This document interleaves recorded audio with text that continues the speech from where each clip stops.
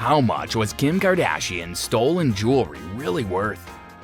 So guys, according to reports, Kim Kardashian West is understandably distraught after she was chained, gagged, and robbed at gunpoint in her Paris hotel room on Sunday night. According to her spokesperson, the Keeping Up with the Kardashians actress was badly traumatized, but physically unhurt in the incident. Unfortunately, the masked shooters are still on the loose, and while they didn't injure Kim, they did steal one of her engagement rings, which is believed to be worth $4.9 million, and a jewelry box which is estimated to be worth $5.6 million. Kanye West presented Kim with a 20-carat emerald-cut diamond ring from the Lorraine Schwartz jewelry collection earlier this month. Following the jewelry designer's Instagram page, this bling has the same characteristics as her engagement ring: D Flawless Type 2A, the diamond's rarest and most precious form. Hello everyone and welcome to another video on our channel. In today's video, we'll be discussing how much was Kim Kardashian's stolen jewelry really worth. Yeah, you heard it right, so let's get started with our video.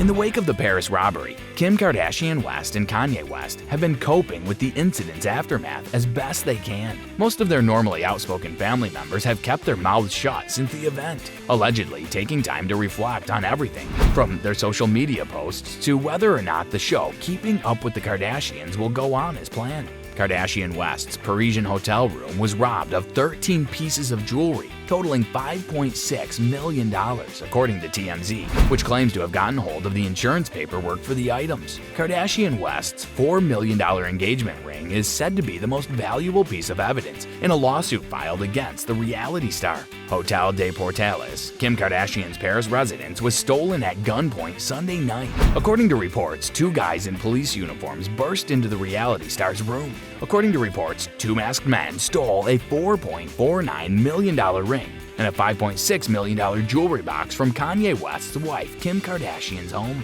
It's impossible to know if the jewelry's claimed values are valid. Robert Leishman, the president of Argyle Insurance Agency, who specialized in jewelry insurance, was contacted by Complex to clarify. Jewelry with a moniker is what she favors. As a result, when they say it's worth that much, they're typically right, since it has provenance. Provenance signifies a little history or is associated with a well-known designer. The value is correct because the designer will charge the same fee again. In most cases, if it doesn't have a designer name attached to it, the value is far lower. Wholesalers and diamond cutters on 47th Street can sell identical rings for a fraction of the price. For $4 million in a retail jewelry store, you might acquire it elsewhere for $2.5 million.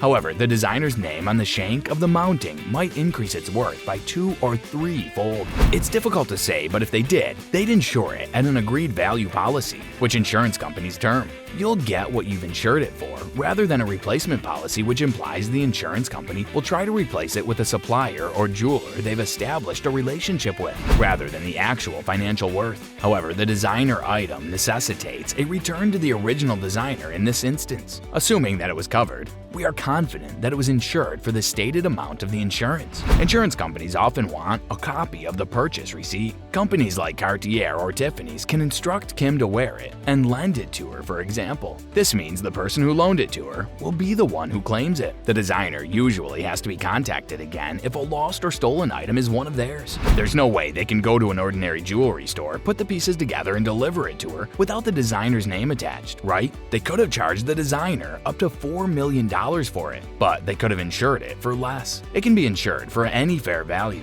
All that the insurance company pays is the agreed upon value. The money is Kim's to spend as she pleases. She doesn't need to get a new one. Once the insurance company has paid you, you have the option of purchasing another item or using the funds to purchase a property with an agreed value policy. Your insurer will instruct you to buy a new item if you have replacement coverage. As a result, the agreed value insurance is more expensive, but you have more flexibility. You are paid and have complete control over how you spend it. We will never know how she managed it. She can, however, go back to the same designer and get a new one if she opts for the replacement policy. The designer will be paid directly by the insurance company.